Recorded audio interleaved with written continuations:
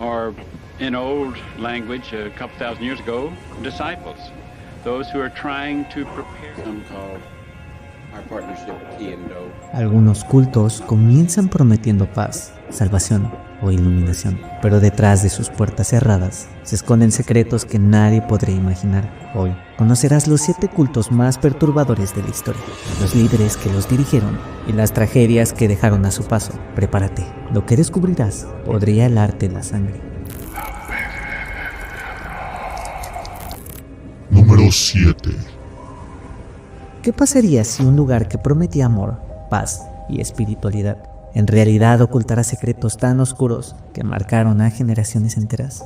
Hoy abrimos la puerta a uno de los cultos más perturbadores de la historia. Los Niños de Dios. Fundado en 1968 por David Berg, conocido por sus seguidores como Padre Mo, este culto comenzó en plena era hippie en Estados Unidos. Berg prometía una alternativa al mundo tradicional: amor libre, comunidad espiritual y un camino hacia la salvación divina.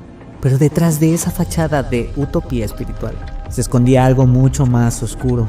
Desde sus primeros años, Berg escribió las famosas Mo Letters, circuladas entre sus seguidores. Estas cartas no solo dictaban enseñanzas religiosas, sino que promovían prácticas sexuales extremas, incluso con menores, bajo la excusa de cumplir la voluntad de Dios.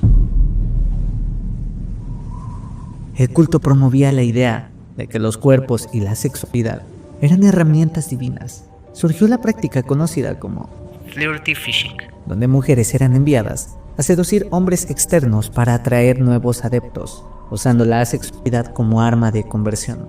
Una mezcla de manipulación, control y explotación sexual que parecía sagrada para ellos. Pero la perversión no terminaba ahí. Los hijos de los seguidores crecían aislados, adoctrinados desde bebés, enseñados a obedecer sin cuestionar y condicionados a ver al mundo exterior como peligroso o impuro.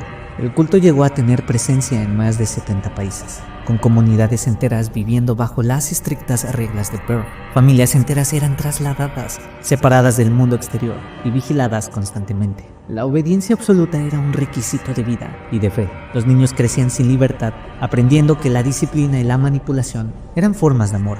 Cada gesto, cada decisión estaba supervisada por los líderes del culto. La independencia o la duda no se toleraban. Los abusos sexuales sistemáticos marcaron la historia del grupo. Numerosos testimonios de exmiembros describen generaciones traumatizadas, niños y jóvenes forzados a participar en prácticas sexuales, víctimas de manipulación psicológica extrema y adultos atrapados en una espiral de control que parecía inescapable. La magnitud del daño es difícil de calcular, porque los líderes aseguraban que todo lo que sucedía era un mandato divino. Y así, muchos permanecieron atrapados por décadas. Lo más aterrador, perturbador y hasta nefasto es que hoy en día el culto sobrevive bajo el nombre The Family International, intentando borrar las huellas de su oscuro pasado. Sin embargo, los testimonios de víctimas, denuncias y documentales mantienen viva la historia de este horror. La sociedad aún estudia cómo un movimiento que prometía amor terminó convirtiéndose en un laboratorio de manipulación, abuso y control absoluto.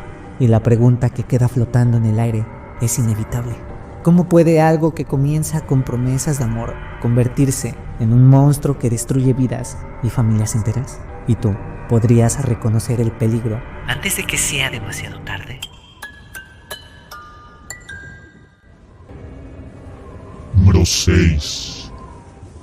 Imagina un lugar donde el amor prometido se transforma en control absoluto, miedo y muerte, donde un solo hombre puede moldear la mente de jóvenes vulnerables hasta convertirlas en instrumentos de sus propios crímenes.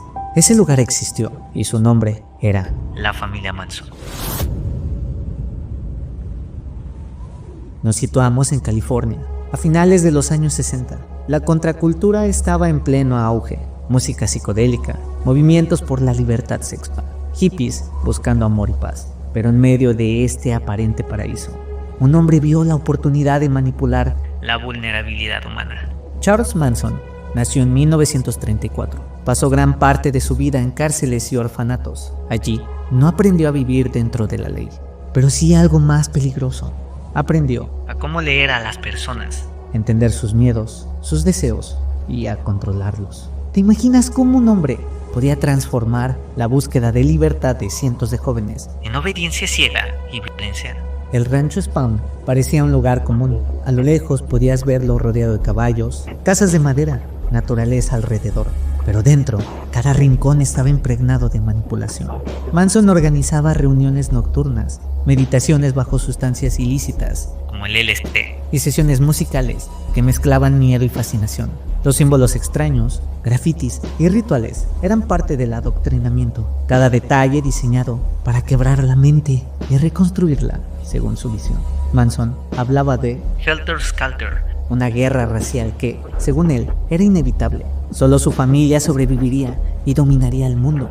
Mezclaba profecías bíblicas, canciones populares y teorías apocalípticas, creando un mundo donde la realidad y la fantasía se confundían peligrosamente.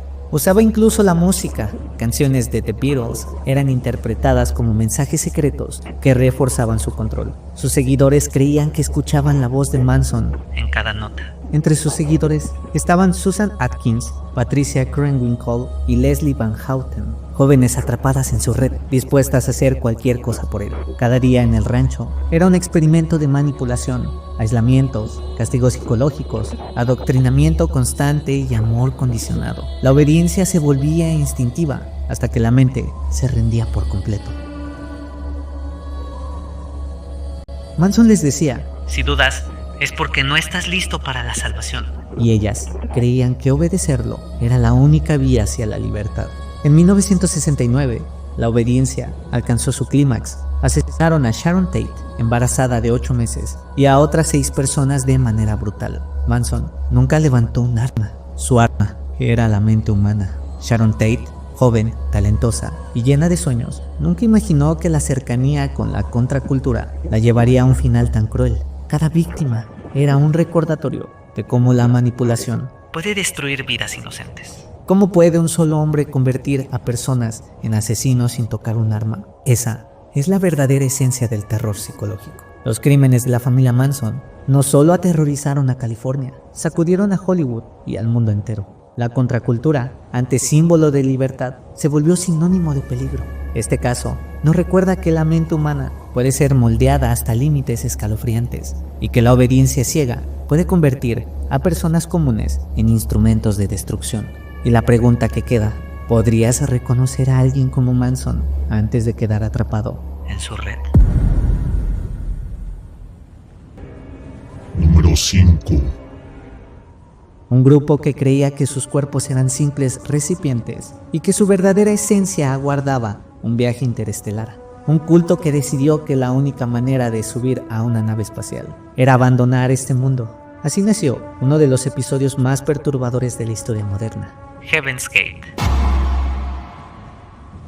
Todo comenzó en la década de 1970, cuando Marshall Applewhite, un hombre carismático con voz suave y mirada penetrante, y Bonnie Needles, una enfermera con inclusiones espirituales, proclamaron ser los mensajeros enviados para guiar a la humanidad hacia un plano superior.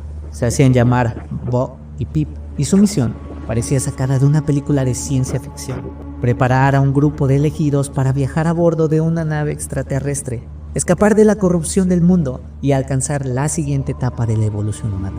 Los seguidores de Heaven's Gate vivían bajo reglas estrictas: celibato, dieta controlada, renuncia a la familia. Y a la vida terrenal. Debían desprenderse de toda identidad personal, porque según Applewhite, el cuerpo humano era un simple vehículo temporal. Pero lo que parecía un estilo de vida aislado se tornó en obsesión colectiva. Su líder aseguraba que muy pronto la humanidad sería destruida y que solo los que siguieran su camino serían rescatados por una nave escondida. Tras un cometa.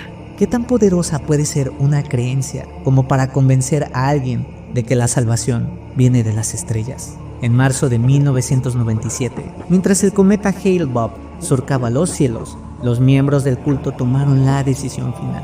39 personas, vestidas con túnicas negras y zapatillas Nike idénticas, fueron encontrados muertos en California. Habían ingerido una mezcla letal de alcohol Y barbitúricos. convencidos de que sus almas abandonarían la Tierra para unirse a la nave que los esperaba. Detrás del cometa. Las imágenes dieron la vuelta al mundo: cuerpos alineados con cuidado, cubiertos con mantas moradas, como si hubieran preparado hasta el último detalle de su partida. El caso Heaven's Gate estremeció al planeta. No era un culto escondido en las sombras, sino un grupo que había dejado grabaciones en video, explicaciones de su viaje e incluso una página web que aún hoy existe, como un eco inquietante en el mundo digital. Applewhite hablaba con un tono calmado, casi paternal. Era un visionario delirante o un manipulador que arrasó a decenas a un final inevitable. A día de hoy, el nombre de Heaven's Gate sigue asociado a lo más oscuro de los cultos modernos, un ejemplo de cómo el fanatismo, el aislamiento y la fe ciega pueden transformar un grupo espiritual en un camino directo hacia la muerte. Y la pregunta que queda flotando es inevitable: ¿hasta qué punto estarías dispuesto a creer si alguien te convenciera de que la salvación espera más allá de las estrellas?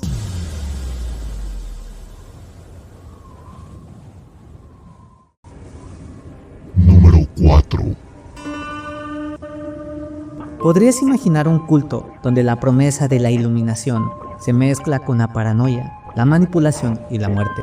Donde líderes carismáticos convencen a sus seguidores de que la única forma de ascender a otro plano es abandonar este mundo. Bienvenidos al terror silencioso Del Orden del Templo Solar.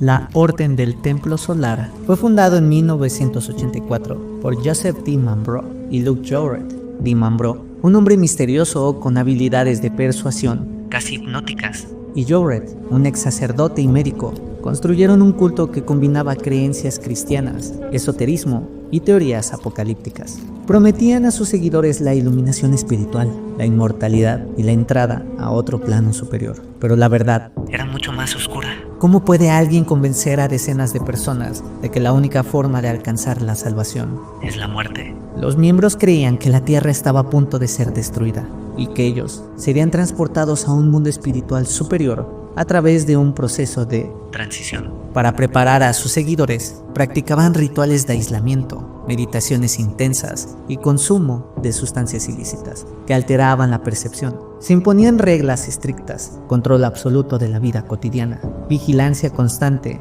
y manipulación psicológica. Cada duda era percibida como una señal De falta de fe. castigada con presión emocional o humillación.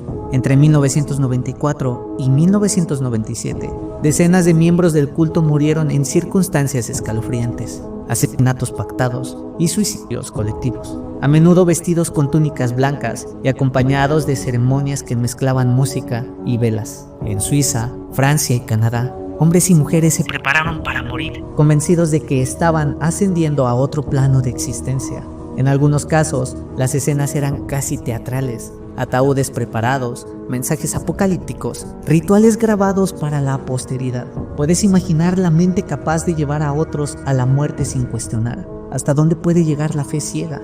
D. Manbro y Jorret usaban técnicas avanzadas de control mental, aislamiento, repetición constante de sus enseñanzas, refuerzos positivos y negativos, y un miedo constante al fin del mundo. Sus seguidores estaban completamente dependientes de ellos. Incluso los matrimonios y las relaciones familiares se organizaban según la voluntad del líder. La lealtad absoluta se convertía en un requisito de vida y de muerte. El Orden del Templo Solar dejó un legado de terror silencioso, más de 70 muertes confirmadas, familias destruidas y un misterio que aún despierta preguntas sobre la vulnerabilidad humana ante el carisma y la fe extrema. Este culto demuestra cómo la promesa de trascendencia puede convertirse en un arma mortal, y tú podrías distinguir entre guía espiritual y manipulación letal Antes de que sea demasiado tarde.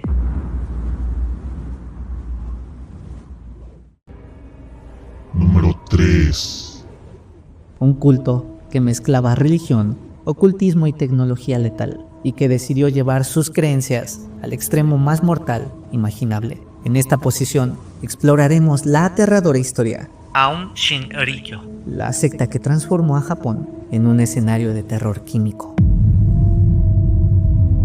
Fundada en 1984 por Shoko Asahara, Aum Shinrikyo comenzó como un movimiento espiritual que prometía alcanzar la iluminación y sobrevivir nuevamente al fin del mundo. Asahara, un hombre con ceguera parcial y una voz hipnótica, mezclaba elementos de budismo, hinduismo y profecías apocalípticas. Al principio parecía un grupo más de búsqueda espiritual, pero la obsesión de su líder con el fin del mundo. y la llegada de un nuevo orden lo convirtió en algo mucho más peligroso. Aún Shinrikyo Enseñaba que la sociedad estaba condenada a un colapso total y que solo los elegidos podrían sobrevivir.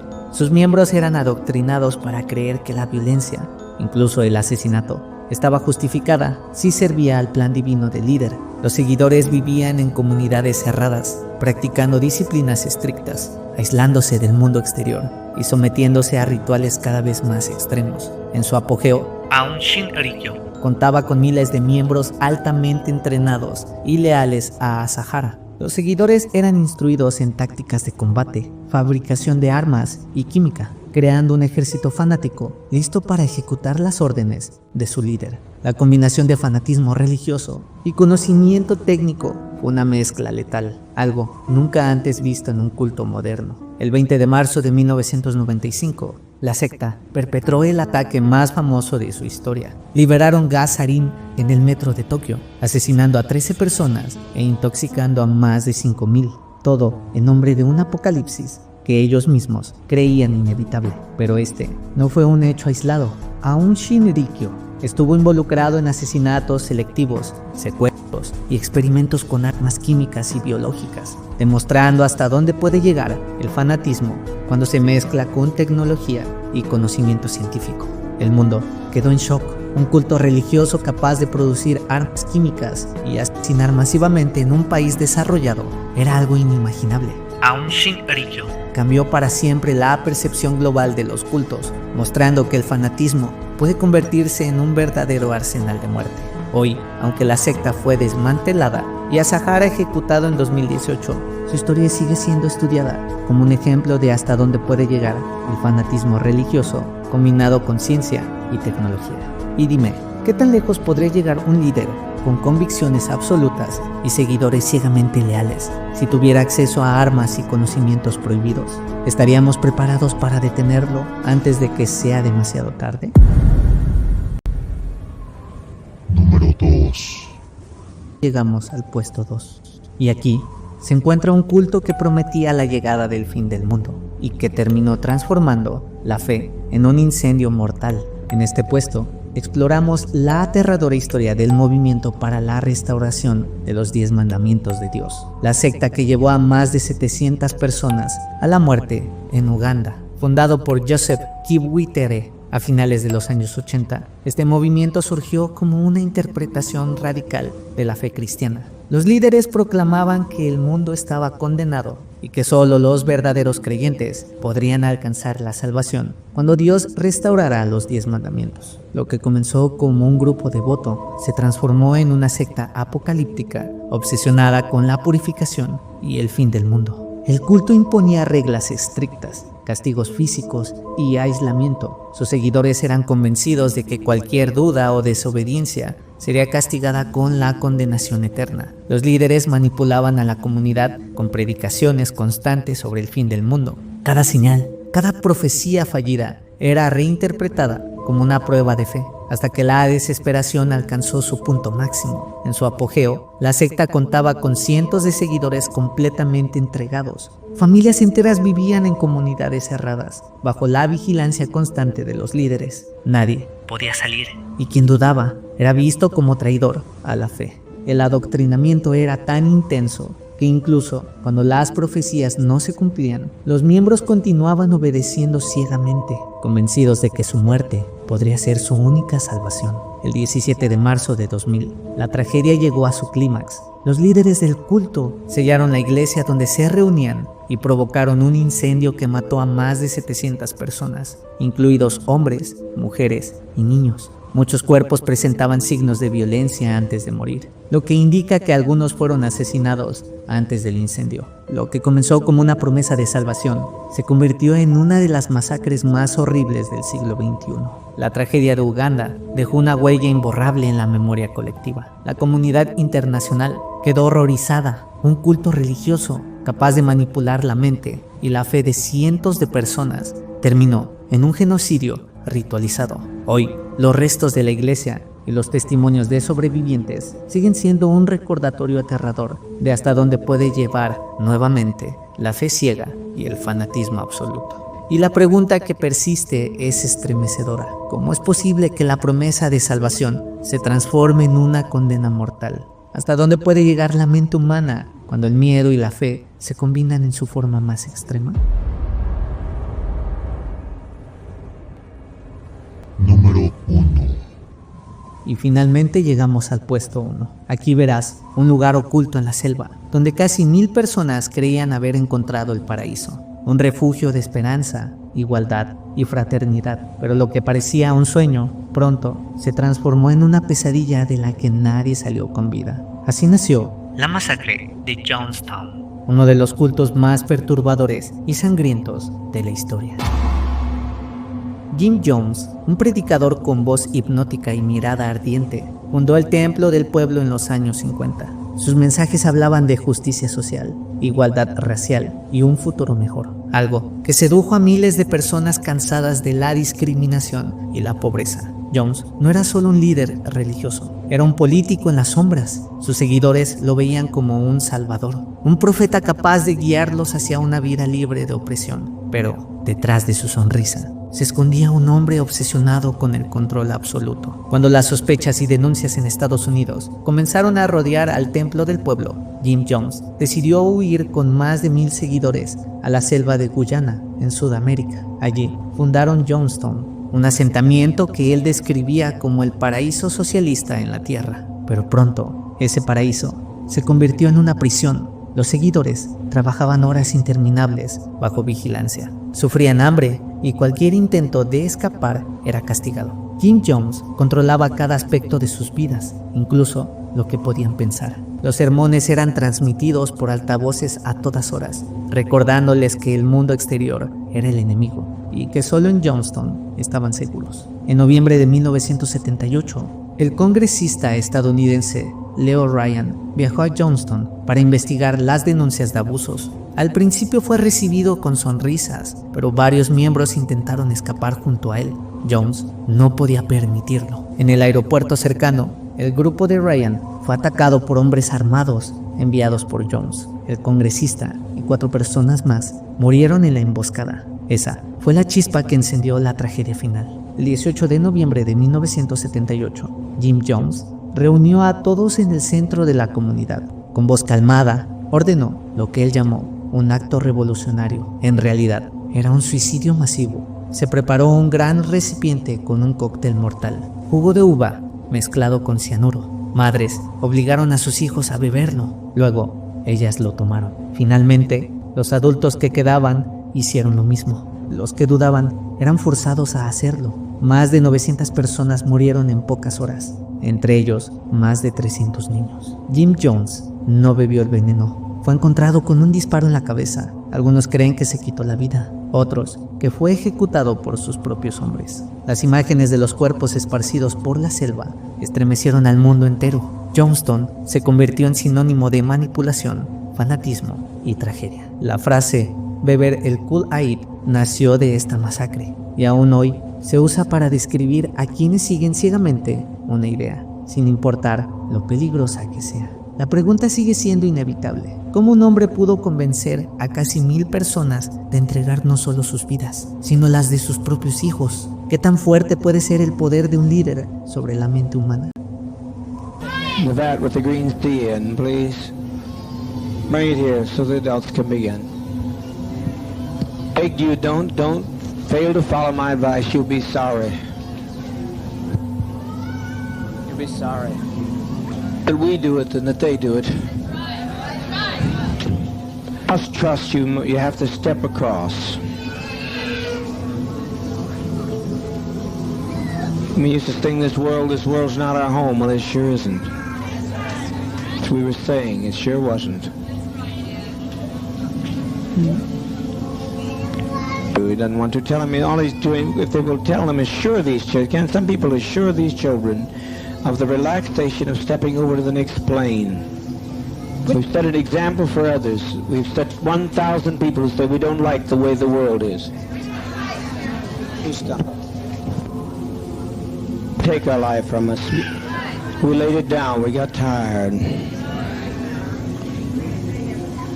We didn't commit suicide. We committed an act of revolutionary suicide, protesting the conditions of an inhumane world.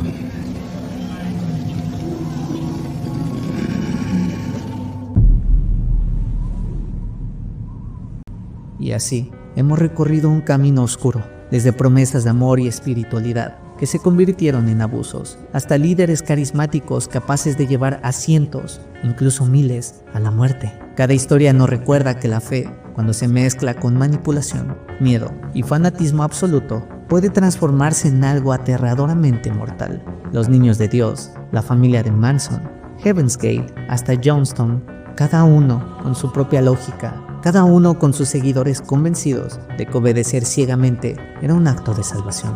Y sin embargo, la salvación que prometían no existía. La pregunta que debemos hacernos al terminar este viaje es inevitable. ¿Qué nos hace vulnerables al control de otros? ¿Qué tanto necesitamos creer en algo para ceder nuestra libertad, nuestra mente, incluso nuestra vida? Tal vez nunca tengamos todas las respuestas, pero conocer estas historias, entender cómo surgieron, cómo manipulaban y hasta dónde llegaron, es nuestra manera de aprender, de protegernos y de recordar que la libertad y la razón siempre deben de ir primero, porque al final el horror real no está solo en estos cultos, sino en la facilidad con la que podemos perder nuestra humanidad cuando seguimos ciegamente a alguien sin cuestionar.